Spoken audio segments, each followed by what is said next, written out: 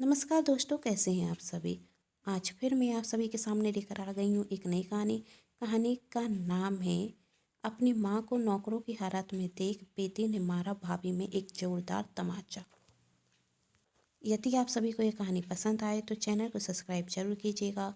पास में जो bell icon का बटन है उसे प्रेस जरूर कर दीजिएगा, क्योंकि इससे मिलती है आप सभी को आने वाली हर कहानी की नोटिफिकेशन।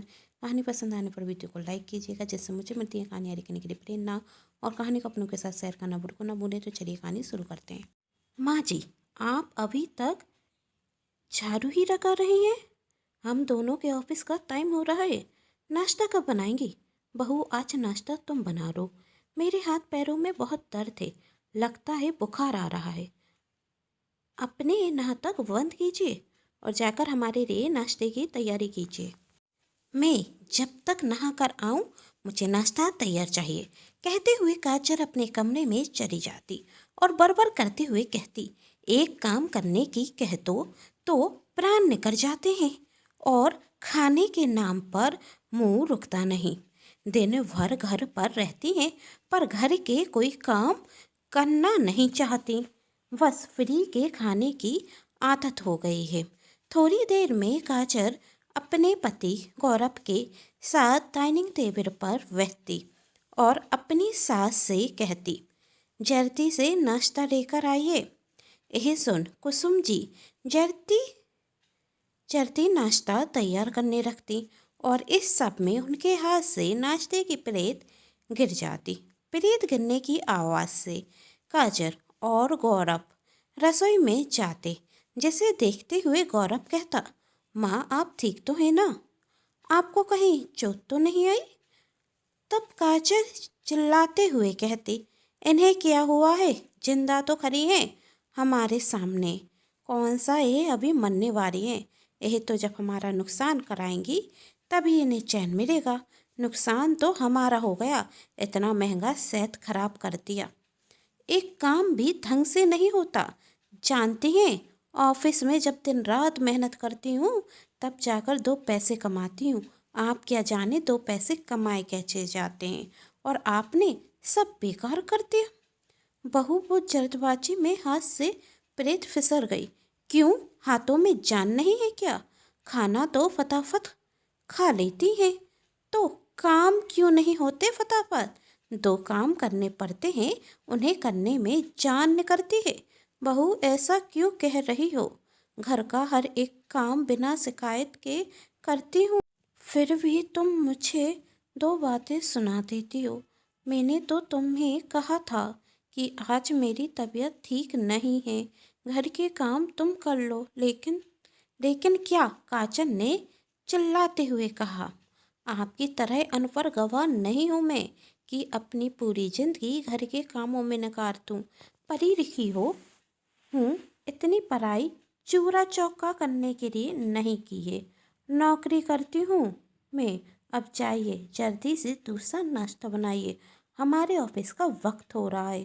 कुसुम जी अपने आंसू पोंछते हुए नाश्ता बनाने लगती और सोचती, बहू मुझे इतना सुनाती है और मेरा बेटा उससे एक शब्द नहीं कहता।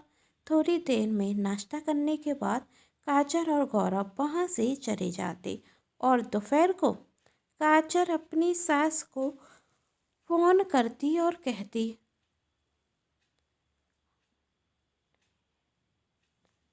सो रही हैं या घर के काम कर रही हैं? मेरी बात ध्यान से सुनिए। आज घर की साफ सफाई ध्यान से करना, मुझे कहीं भी कूड़ा नजर नहीं आना चाहिए। मेरी बहन और उसके पति घर आ रहे हैं, घर चमकता हुआ दिखना चाहिए। और अपना बिस्तर रसोई में घर में रखा लेना। और हाँ, रात के खाना हर दिन की तरह सादा सिंपल नहीं बनना चाहिए। मेरी बहन को चटपटा खाना पसंद है, खाना उसके स्वाद अनुसार बनना चाहिए। और कम से कम 4 सब्जी, सलाद, चटनी, पूरी और रोटी दोनों होना चाहिए। और 2 मीठे भी बना देना। सुन रही हो या बैरी हो गई हो? और एक बात याद रखना, खाने में कोई कमी नहीं होनी चाहिए। कहते हुए काजल फ़ोन रख देती और रात को जब गौरव के साथ घर आती तो घर का नक्शा देख हैरान रह जाती और कहती, यह सब क्या है? मेरे कमरे का सामान क्यों हटाया जा रहा है? और आप यहाँ क्या कर रही हैं? आप यहाँ क्या आराम से सोफे पर बैठी हैं? मैंने आपसे कहा था मेरी बहन आ रही है, खाना तैयार रखना। थोड़ी देर में मेरी बहन अपने पति के साथ आती होगी और आप यहाँ आराम से बैठी हैं। और हिम्मत कैसे हुई मेरा कमरा खोलने की?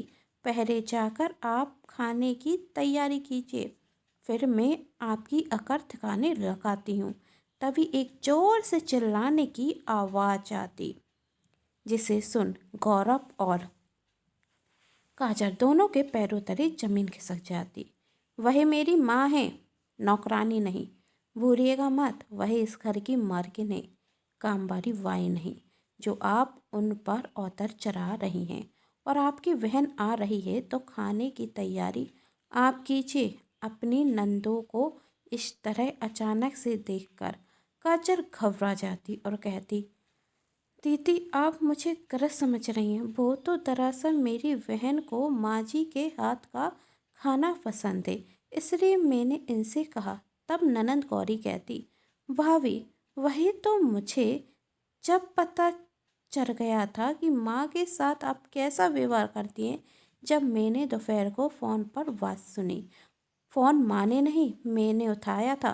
किस तरह आप माँ पर औतर चढ़ा रही थी।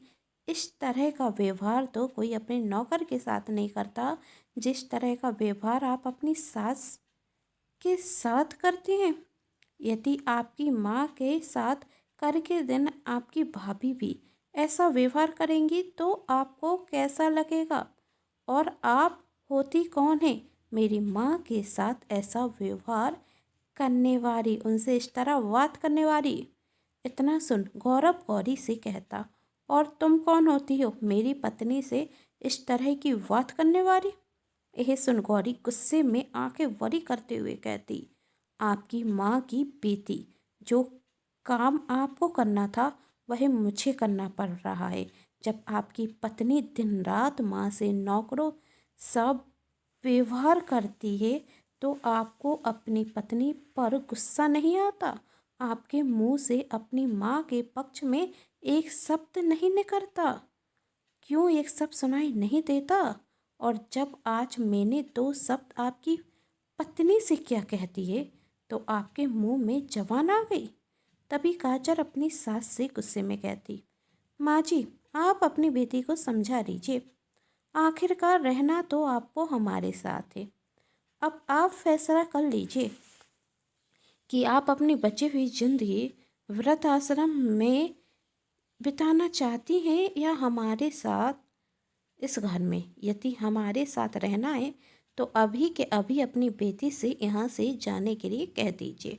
मैं यहाँ से कहीं नहीं जाऊँगी, क्योंकि ये मेरी माँ का घर है और मेरे पापा ने अपने खून पसीने की कमाई से बनवाया है।